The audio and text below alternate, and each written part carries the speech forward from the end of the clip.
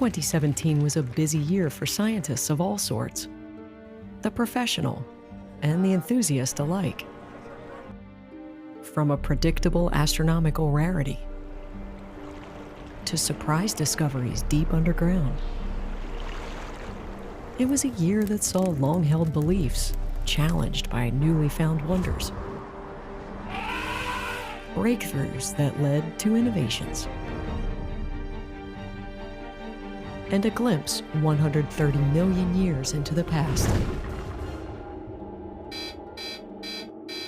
In August 2017, alarms sounded at the most sensitive scientific devices ever constructed. In Washington State, the Laser Interferometer Gravitational Wave Observatory, LIGO, detected faint disturbances from deep space. The signal also hit LIGO's sister facility in Louisiana. Gravitational waves had reached Earth. Gravitational waves are ripples in space-time. Space-time is incredibly dense. So to cause ripples, you have to have some sort of object that has enormous gravity, like a black hole or a neutron star.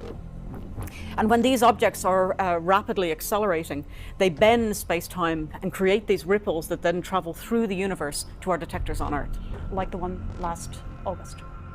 On high alert, the LIGO team quickly reached out to Virgo, its European counterpart in Italy, who confirmed that they too had detected gravitational waves. And then, as if by destiny, the stars would align once more to pave the way to a groundbreaking discovery. Just 2 seconds later, with the Fermi Gamma Ray Space Telescope, we detected a short, bright flash of high-energy light that we call a gamma ray burst. This alerted the entire astronomical community to the fact that something very exciting was happening. Using data collected from LIGO, Virgo, and Fermi, 70 ground and space-based telescopes scoured the edge of galaxy NGC 4993, some 130 million light-years away from Earth, searching for a small flash of light amidst a sea of stars. It would take less than 12 hours after the alarms rang at LIGO for Earth to have visual confirmation of a never-before-seen astronomical event. What we saw was the result of the merging of two neutron stars. When they merged, they created an explosion in space-time. Those ripples went out across the universe as gravitational waves and were detected on Earth. The matter involved gave off gamma rays and other forms of light. Neutron stars are the collapsed cores of massive stars left behind after a supernova explosion. No larger than a mid-sized city, these dense stars have 10 to 60% more mass than our Sun. This pair of stars, 200 miles apart, were locked in each other's orbit for over 11 billion years. But as they started accelerating and moving inwards, their orbit quickened from 30 times a second to an astonishing and unsustainable 2,000 orbits a second. Then, 130 million years ago, they collided in a resounding explosion. Peering into the past, telescopes were able to see the remnants of one of the universe's most impressive fireworks shows. A bright flash of blue followed the initial explosion, growing redder and duller as the days passed, until eventually fading to black. The conditions around these merging neutron stars have densities and temperatures completely unlike anything we can do on Earth. The violent explosion was observed to have produced 200 Earth masses worth of gold and 500 Earth masses of platinum, revealing for the first time the origins of heavy metals in our galaxy.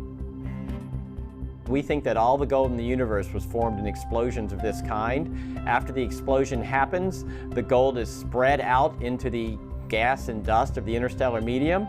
Later on, that gas and dust collapses into brand new stars and brand new planetary systems. And these weren't the first gravitational waves detected by LIGO this year. 2 separate events have been measured before, including a pair of monstrous black holes that collided to form a single spinning hole, 53 times more massive than the Sun. We received a perfect signal from this last merger. It traveled 3 billion light years to get here.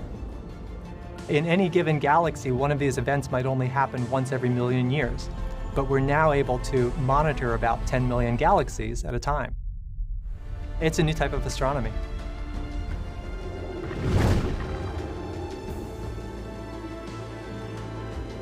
But while we wait for gravitational waves that can open a window on the origins of our universe,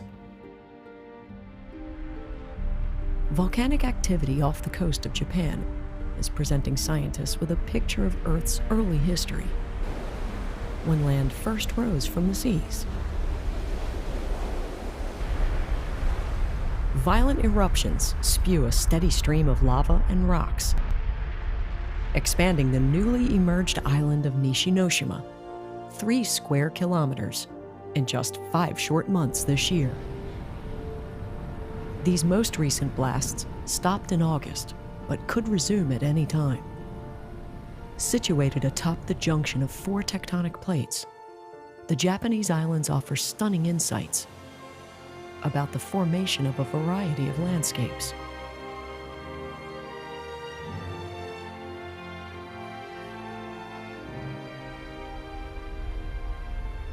Analysis of Nishinoshima's magma shows it to be andesitic, similar to the composition of continental crust.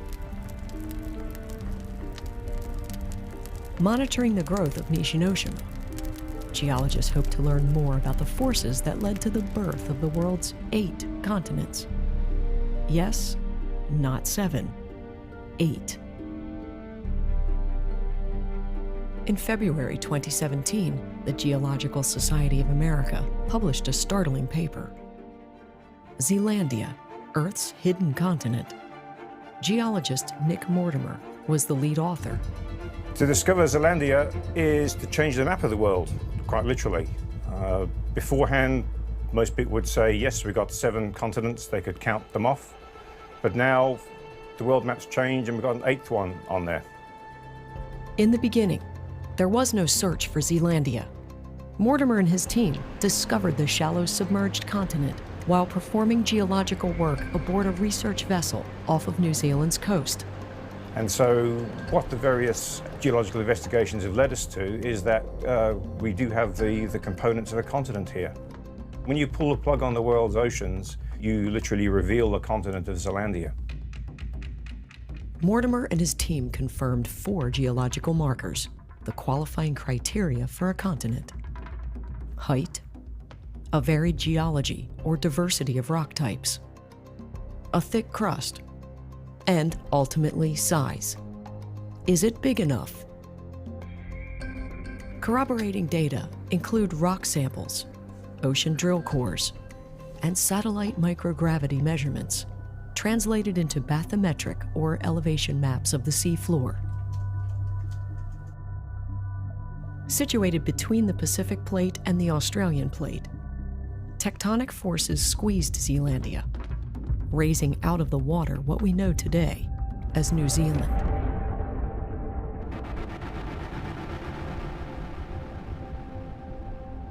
With 94% of Zealandia underwater, the islands of New Zealand and New Caledonia are just the tip of this continental iceberg. And measuring in at 4.9 million square kilometers, Zealandia is 6 times bigger than the so-called microcontinent of Madagascar, and more than twice as large as Greenland, which also happens to be attached to North America. To understand Zealandia's origins, we must travel back in time to the time of the supercontinent Gondwana, comprised of what we know today as Africa, South America, Antarctica, and Australia. When Gondwana split apart 80 million years ago, it was a bit like the stretching of bread dough in a kitchen. And then you start to pull that big lump of dough apart. And if you pull slowly, some of those pieces will stretch and get thinner. just like Zealandia, which broke off and slowly sank because of its relatively thin continental crust. It's not as thick as the main continents, but it is thicker than the ocean crust. And geophysicists know that when you have thin crust, it floats lower in the mantle, and so it sits lower elevation-wise, and that explains, in very simple terms, why Zealandia is so submerged. Now that we've got Zealandia in the scientific arena, we do hope to consolidate it and to promote Zealandia in New Zealand schools, first of all, and we hope to get it in atlases, on globes. We hope that Zealandia will become as common and well known as any of the other major continents. Of course, the initial buzz about Zealandia can only help its name recognition. The notion that something so big and so important could be hidden for so long, I think captured people's imagination. Out of sight, out of mind, no more.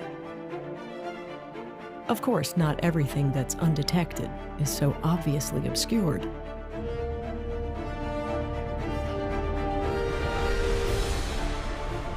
And one remarkable discovery this year offers clues about how some prehistoric creatures could hide in plain sight. In northern Alberta, Canada, the remnants of a 110-million-year-old dinosaur from the late Mesozoic era is providing the world with an unprecedented look at a new species, the nodosaur. A fossil so pristine and complete that it shows the texture, patterns, and color of a prehistoric giant. The nodosaur is the best specimen we have, and it's the closest you'll come, until we find a better one, in terms of coming face to face with a dinosaur. The nodosaur is next to surreal. A petrified beast caught by Medusa's gaze. We knew it was good, but we didn't know how good it was. I think it's the best preserved armored dinosaur in the world. I'm calling this the Rosetta Stone for armored dinosaurs. The anatomy of the new species has already given scientists clues to how these animals evolved, how they radiated and diversified through time. And it doesn't stop there. The skin is preserved. It's not just the impression of the skin. We actually have some of the original biomolecules preserved. One of the cool things that they tell us for this specimen is that the animal had at least a component of reddish-brown pigment to its skin. The coloration aspect is very exciting. So it's cool to know what color it was, but it's actually more exciting when that has some implications for how the animal lived. Researchers believe the nodosaur was darker on the back and lighter on its sides and underside, a method of camouflage called countershading. Now keep in mind, this was a 5.5 meter long, 10.5 animal covered in armor, but it still has camouflage. And to us, that just illustrates how intense the predation was back in the Cretaceous. You had these very large meat-eating dinosaurs, and they would have also been very visual predators. So it actually kind of just shows you how extreme that ecosystem likely was back in the Cretaceous.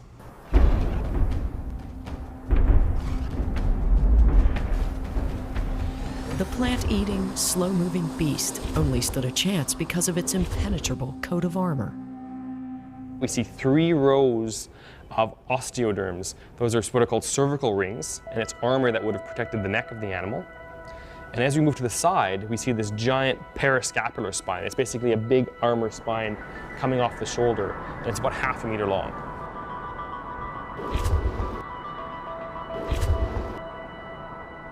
And the spectacular specimen still has many secrets to unveil. The next focus of study are the contents of the nodosaur's stomach. In addition to having skin preserved all over most of the surface of the animal, we also have abundant gut contents. So the last meal of the animal preserved inside. And this is what that stuff looks like. So we're currently doing all sorts of work on this, geochemical work, histological work, and CT scanning, trying to figure out what these spheroid structures are. And there's been many ideas that part of the diversification of dinosaurs is tied to the diversification of flowering plants. And it would be great to see exactly which types of plants this guy was eating, and if that hypothesis makes sense. We know what dinosaurs ate, how they fought, and now what they looked like.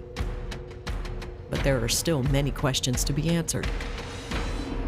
And Alberta might just be the place to find them. It's estimated that there are thousands of fossils hidden underneath the Earth. But when a 6-mile-wide asteroid struck the Yucatan Peninsula 65 million years ago, dinosaurs had nowhere to hide.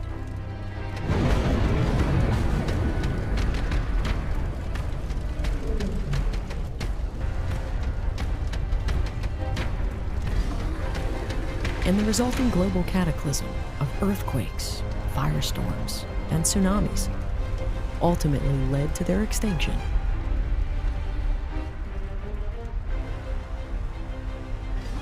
Some animals, however, managed to survive. But how? Since its discovery in 1978, investigations of the asteroid's impact crater include data from seismic images and recently collected core samples from deep within the site at Chicxulub. The data paints a devastating picture of destruction and led scientists to create a broad new survival theory, focusing on habitat and diet adaptability. When dinosaurs perished and a vast new ecospace emerged, the surviving species expanded rapidly to fill it. This is called adaptive radiation. A recent study shows that 1 out of 10 frog species descend from the original 3 frog species that survived the Cretaceous-Tertiary extinction event. Frogs were able to escape extinction for a number of reasons. They live in an aquatic habitat that offered protection. Their small size and unique metabolism allow for better endurance of environmental stress. Eventually, when vegetation returned, they were able to diversify worldwide and adapt to new lives in trees. Birds, too, exhibited the same adaptive radiation around the same time. A newly found 62-million-year-old mousebird fossil in New Mexico helped paleontologists map the diversification of land birds, which can be traced back to 9 original ancestors, which survived the event. Warm-blooded, birds' feathers insulated them from temperature extremes. Their small size and ability to fly allowed for easier escape from hostile and barren terrain. And their diet of seeds, worms, and insects gave them the edge after much of the Earth's surface plant life had died.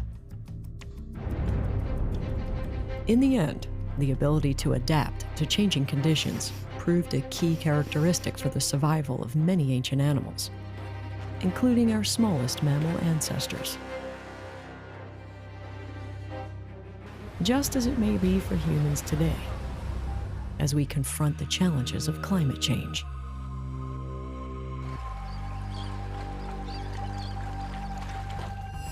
The city of Miami Beach already knows what it means to wade through sea level rise.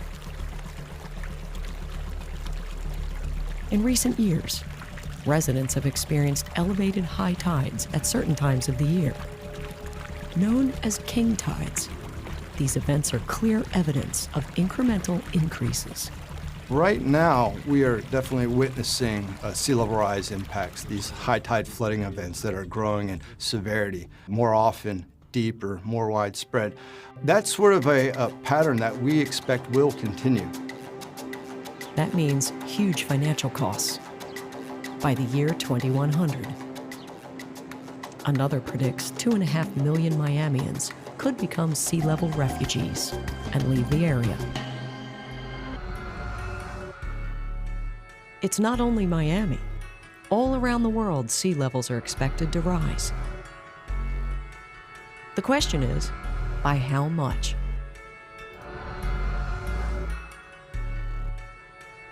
In adopting a multi-pronged approach, Miami Beach has committed $400 to $500 million to combat sea level rise.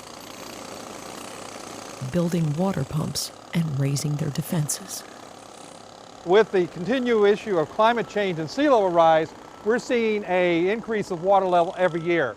We had to make changes to adapt to this future condition. What you're seeing here, we put a boardwalk initially to give some height, but we found that that wasn't protecting the city. What we've done here is we've increased the levels of our new seawall.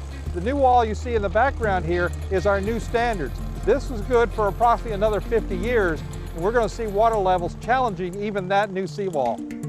Raising its elevation, Miami Beach seeks to stay dry and take control of its future.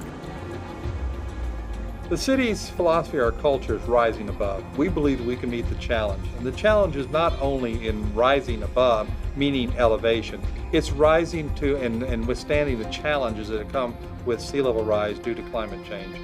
As a city engineer, I have complete faith that we can win. We can mitigate. We can survive. Of course, the Earth's oceans have risen and fallen many times during the planet's history. And new archaeological evidence suggests these shifting shorelines may conceal clues about the earliest Americans.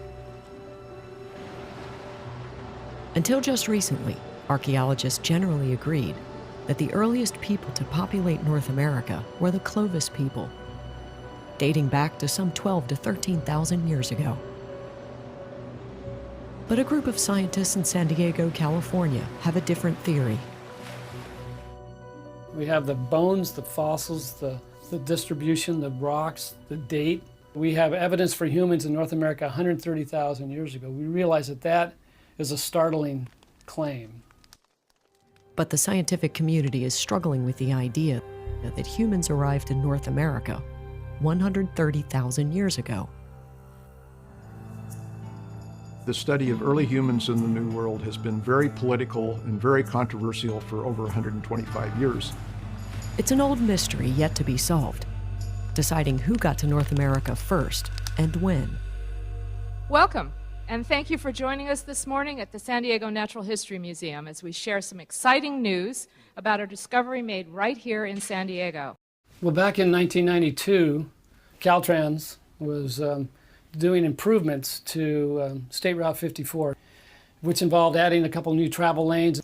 And Richard Cerruti, who's a field paleontologist here at the museum, was monitoring excavations on the very north side of the freeway alignment and saw this little puff of let's say, tusk material being scraped up by an excavator and said, "Stop, let me go look at this." The bones that Richard Cerruti found belonged to an ancient mastodon. That's one tooth, so it's characteristic of American mastodon. Were these giants sharing North America with early man 130,000 years ago? The answer may lie in the position of the bones and tools found at the site. There are anomalous fragments of rock, anomalous fragments of tooth enamel scattered throughout the site that just don't make sense. Could these stones amongst ancient bone remnants have been an early form of primitive tools? And we felt that it was important to produce a map where we carefully plotted or precisely plotted the position of all the bones and the stones or whatever else is in there, so that we can understand what the general pattern is.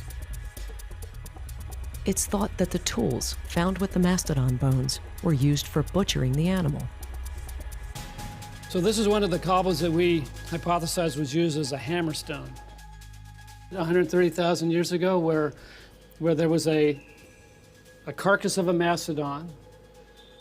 These people were trying to recover raw materials from it. They had a problem. How do we break these bones? They look over into the active river channel, find some cobbles of the appropriate size and weight, bring them back to the site.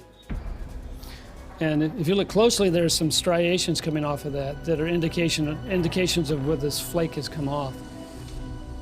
The cuts in this rock led the San Diego team to conclude that these were actually tools used by humans. An idea that Demir says might not be so far-fetched. Dr. Stephen Holen, is co-director of the Center for American Paleolithic Research in South Dakota. He was part of the team that evaluated the findings from the San Diego excavation site. So what do we got in here, Steve? Looks like vertebra. It does. I said, I can't get my mind around this. This site has to be really, really old, but yet here's evidence of humans. I said it goes against everything I thought I knew and everything I have ever been taught. Holon evaluated the mastodon bones and the stone tools recovered from the excavation site. We would take the drawers out of the cabinets in here and bring them in on this table and look through them, paleontologists and archaeologists together. Richard Cerruti came in, so there were 4 of us, my wife Kathleen, Tom, and I, and we would look through and we would look for these very diagnostic pieces. And one of the things that we got all excited about first were these cone flakes that form in a circle around the point of impact from the hammerstone. And based on the experiment that we'd done in Africa, breaking an elephant femur with a big hammer, we saw the same kinds of fracture patterns that we did experimentally. Holon specializes in evaluating broken bones at archaeological sites, looking for human causes, as this video shows from a test he conducted in Africa 2 years prior to working on the San Diego project. Oh my God. As we puzzled over this, we kept coming back to this one explanation that explains all the data, was that humans did this. The detective work by the San Diego Natural History Museum team was capped by the age dating that Richard Cerruti had done to prove the age of the mastodon bones he discovered.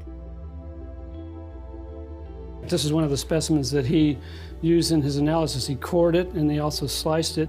And after analyzing over 100 microsamples from this specimen and 2 other specimens of bone from the site, yielded an age of 130,000 plus or minus 9,000. So after the article came out, there has been no critic come out to say that the dating is incorrect. In fact, other specialists in uranium series dating have come out and said the dates look perfectly good. So we're very comfortable with the dates. While humans' arrival in the Americas may have occurred earlier than previously thought, new dating of another paleontological find, found in a South African cave, could soon upend long-held theories about the evolutionary tree of primates and early humans. When we actually got into the chamber and could start removing it, we realized that not only was there one individual lying there on the surface, but the floor was literally comprised of Homo naledi. There are thousands and thousands and thousands of remains down in those chambers, and all you have to do is sweep the surface off, and there they are. So the first time I sort of slid through that hallway into the open area where the chamber is and sort of started looking around, you know, you're only wearing a headlamp, so you just see flashes, but every flash of my headlamp showed bone. So I think right at that point, I realized that we had a lot more than the original photographs actually had portrayed. So that was pretty exciting. Homo naledi isn't really similar to any known hominid species in its entirety of its package. You've got little bits and pieces of almost everything we've ever found. Parts of the skull, if you just look at it quickly, look a little bit like Homo erectus. Got a very small brain. Other parts of the skull look very modern, like Homo sapiens. It gets stranger and stranger as you move down the body. You get the ape-like shoulders. You get these more and more human-like arms, which end with a hand that's human proportion. I was actually at the London Natural History Museum, and Homo naledi was on the wall, and then there was estimated age between 1.2 and 1.8 million years. But then, when we actually did the scientific dating of those teeth, this is when things got very interesting, because then we got an age of 200 to 300,000 years old. When we got a date, it was much younger than that, 250,000 years, give or take, we realized that we were dealing with a primitive creature, almost like a time traveler, that had come down from deep times to a point where it is very possible that Homo naledi was in direct contact with the emergence of modern humans. We never thought that was possible in Africa. Until this moment, we thought that there was effectively, during that entire time period of the Middle Pleistocene, late Middle Pleistocene, one form, a big-brained form of Homo sapiens. Now there are 2, and that adds incredible complexity to our record. The world of Homo naledi and other early humans was different than it is today. A veritable Garden of Eden, teeming with life, pure and free from pollution. Few places like this still exist, and most of them quite remote. But look just a few feet underwater and you can find one of the most productive and overlooked ecosystems on Earth. Scientists recently learned that seagrass meadows help scrub the surrounding water clean of bacteria from raw sewage and other pathogens. A recent study of polluted waters in Indonesia showed levels of harmful bacteria to be 50% less in spots with robust seagrass beds, leading to healthier fish and coral in the surrounding area. You see, seagrasses oxygenate the water, trap sediment that might otherwise float freely, and host tiny microbes that kill many harmful bacteria. Eliminating toxins improves the health of any system, and the workings of a human body is no different. In athletics, though, they say no pain, no gain. A nod to the physical effort required to increase endurance and enjoy the health benefits of exercise. But new pharmaceutical research also aims to make those benefits more easily accessible. The potential benefit of a drug that can tune you up in the way in which you normally get tuned up by exercise could have really dramatic effects. Playfully known as the exercise pill, the experimental drug shifts metabolism by triggering genetic instructions for the body to burn fat instead of sugar during exercise, something that doesn't normally happen until after extensive training and conditioning. Recent tests increase the endurance of otherwise sedentary mice, which also proved to be resistant to weight gain while on the drug. We have two groups of mice, and one group on the drug, the other group as a control without the treatment of the drug. So we were quite surprised to see the astonishing results. The mice treated with the drug, they can run almost 100 minutes longer than the one that are not treated. The increase was around 70%. Researchers ultimately hope their product can improve the health of the disabled, elderly, and obese. There are many reasons why people can't either walk or run or exercise. And the idea is if you can bring a small molecule into the picture that can confer the benefits of fitness without training, you could really help a lot of people. From energizing our bodies to powering societies. So we are just waiting for the next experiment. It's going to happen in 10 seconds. There you go. You see the flickering of the plasma? We are creating fusion here. This is our little sun. It's extremely hot. Each day, every 20 minutes, researchers build the sun. At the Culham Fusion Centre in Oxfordshire, Britain, generating temperatures greater than 200 million degrees, these nuclear fusion trials would be impossible without JET, the Joint European Torus, a donut-shaped plasma containment vessel. At this point, we're the most important experiment in the world. Thanks to JET, where energy is created by combining hydrogen atoms. Right? There's heavy hydrogen, which we call deuterium, and the super heavy hydrogen, which we call tritium. And when they're running around at these temperatures like 200 million degrees, they bang into each other with immense speed. And when they do, and they get close enough, what we call the strong force, which binds the nucleus of atoms together, grips them, pulls them together, and they fuse, and they make helium, and they spit out a neutron. Fusion really is the perfect way to make energy. And yet, despite fusion's transformative potential to provide safe and sustainable energy to the world, the program faces an uncertain future.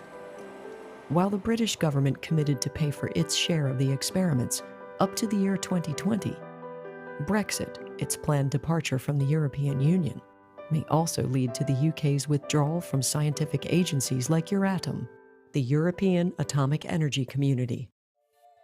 Some say this could jeopardize jet logistics and operations,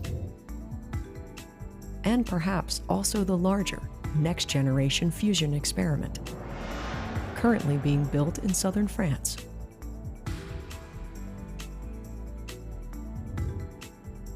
If fusion represents harnessing the physical power of the sun, a moment of darkness reflected its emotional power. An awe-induced euphoria experienced by millions as the first total solar eclipse over North America in 3 decades made its way across the United States.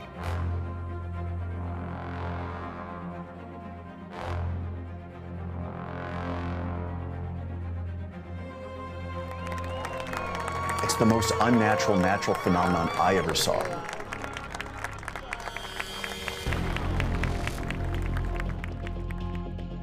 This is a solar eclipse, and just what people witnessed on August 21st along a 70-mile wide path. First along the Oregon coast at 10:15 a.m. Pacific Daylight Time, and last in South Carolina 94 minutes later.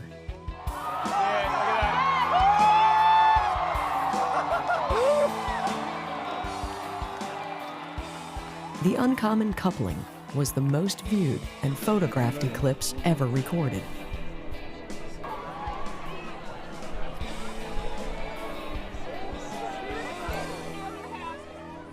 And yet, even as the sun re-emerged from the moon's shadow, some earthly domains remained, as always, far removed from its rays. Like the cave chambers, 300 meters below Mexico's Nica mine, enormous razor-sharp crystals dwarf human explorers. While today the cave is totally submerged, previous expeditions collected bizarre life forms from these crystal giants.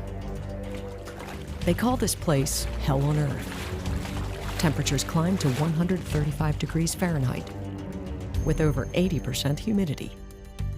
Even with life-saving bodysuits, no visit can safely last longer than a half hour. Yet deep within this extreme environment are life forms which exist nowhere else, known as extremophiles. NASA astrobiologist Penny Boston and her team found 40 strains of mineral-eating organisms. Trapped within the crystals here, they collected sample microbes, some dormant, but alive, estimated to be between 10 and 50,000 years old, including genetically unique and previously undiscovered life forms. Any extremophile system that we're studying actually, allows us to push the envelope of life further. And we add it to this atlas of possibilities that we can apply to different planetary settings. By expanding the definitions of life on Earth and where to find it, Boston's findings could impact the search for life beyond our planet. On places like the protoplanet Ceres, the largest object located within the solar system's asteroid belt, and one of the scientific targets of NASA's Dawn space probe. And in February of 2017, startling and unexpected news began coming in. My colleague found a spectral signature in her data that is consistent with, or the same signature of aliphatic hydrocarbons. So here we're finding maybe the building blocks of biological material. Seen here in red, the organic materials are thought to have originated in the dwarf planet itself. Dawn's study of Ceres also revealed evidence of water and volcanic activity, further raising the scientific profile of Ceres, no longer considered a barren rock. However, Dawn isn't the only NASA spacecraft uncovering new surprises about our solar system.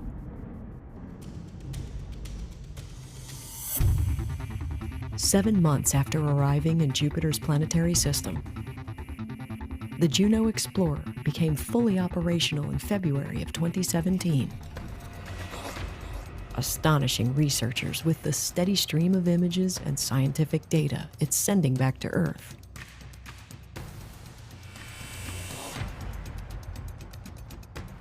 Jupiter is by far the largest planet in our solar system, leaving Juno with a whole lot of ground to cover. And although it is the second brightest planet in our night sky, its formation and composition have left us in the dark.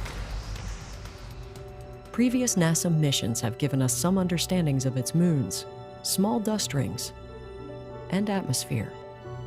But we've not been able to see past the Van Gogh-like swirls of dense red, brown, yellow, and white clouds that paint the planet. At least, not until now. Each individual image is awe-inspiring, especially those captured when Juno came within 5,000 miles of Jupiter's Great Red Spot, the planet's most famous storm.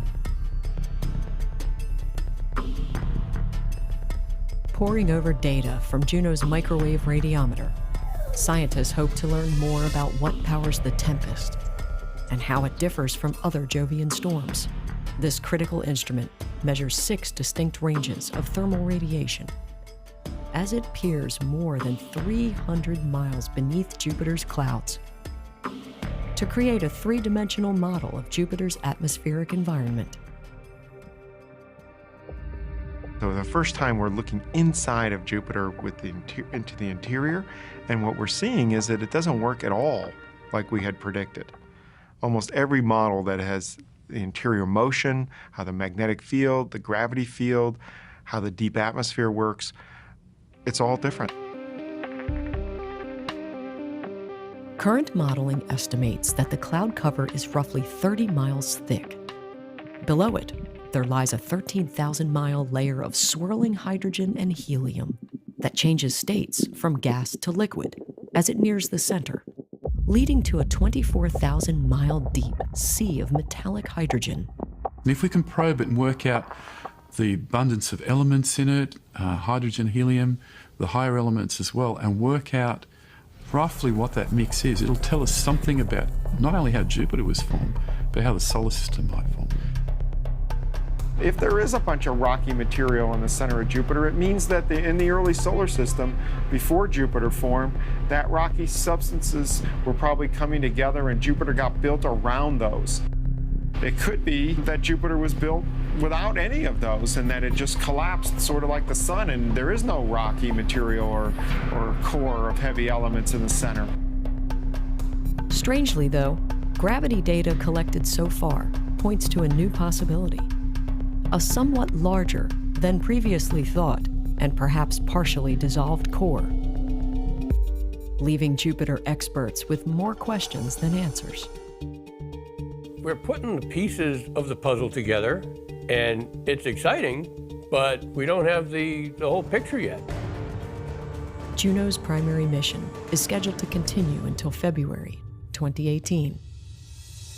But this past year, NASA saw another of its extraordinary explorers come to the end. And we are in the atmosphere. As the Cassini space probe plummeted into Saturn's atmosphere in a fiery death spiral. Roughly 1 minute to loss of signal. The culmination of the craft's revolutionary scientific quest. Call loss of signal at 115546. The signal from the spacecraft is gone. Congratulations to you all. This has been an incredible spacecraft, and you're all an incredible team.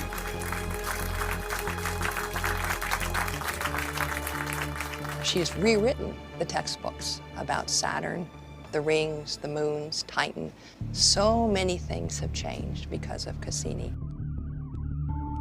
From its launch 20 years ago to its bold grand finale, the Cassini-Huygens mission has unveiled some amazing discoveries.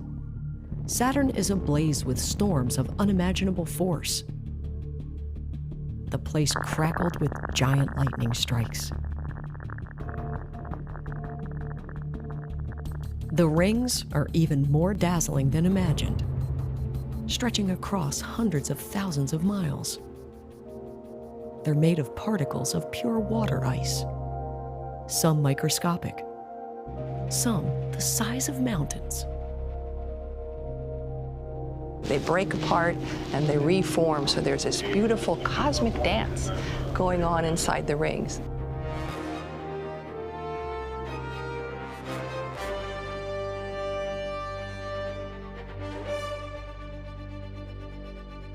Cassini also carried a little lander called Huygens,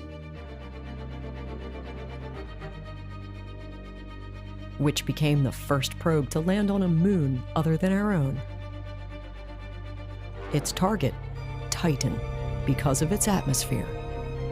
And as those first pictures came back, we just saw more and more haze and fog and haze and haze, until finally the probe broke through that haze, and we got to see the surface of Titan for the first time. Huygens landed on the surface of what looked like a mud flat. The surface temperature was minus 350 degrees Fahrenheit, and these pebbles were made of methane ice. The nearby lake, a lake of methane.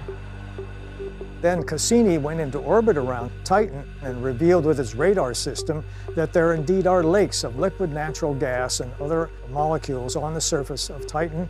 They evaporate, just like here on Earth, create clouds of methane which rain back on the surface, creating rivers of liquid natural gas and lakes. Could there perhaps be some very interesting life in the lakes on Titan? But there were dry formations here too, including dunes that stretched for miles and miles, reaching 100 meters high, and 3,000-meter mountains, suggesting tectonic forces at work here, similar to those on Earth.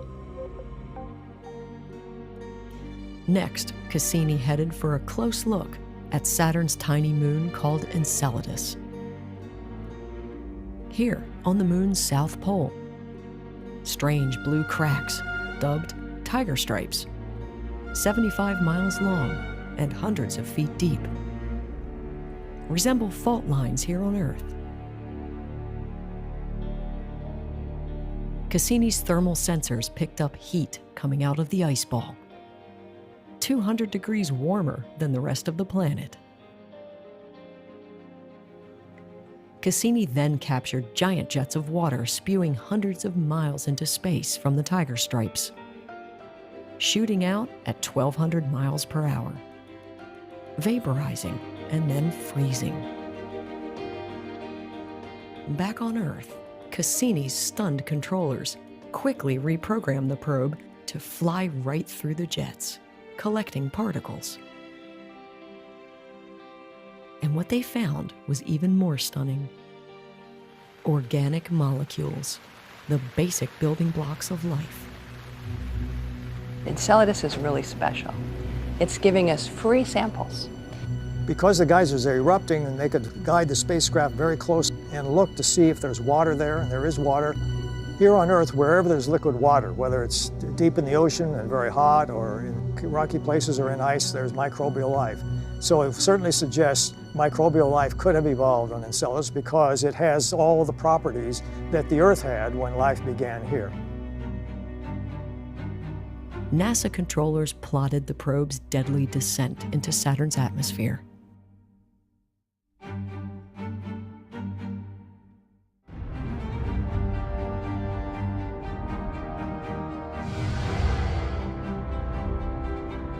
Productive until the end. Cassini relayed detailed information about the planet's environment. And then she burned like a meteor and vaporized. Scientists will build on Cassini's contributions as the search for extraterrestrial life continues within our solar system and beyond, perhaps around the star system 39 light-years away, known as TRAPPIST-1. The first place found, NASA announced, to have multiple planets. 3 here, circling a single star inside the habitable zone, where liquid water can exist. Well, with this discovery, we've made a giant accelerated leap forward in the search for habitable worlds and life on other worlds, potentially speaking. The TRAPPIST-1 system has really captured our imagination because with this amazing system, we know that there must be many more potentially life-bearing worlds out there just waiting to be found. Earth-like in size and temperature, these three faraway worlds suggest endless possibilities.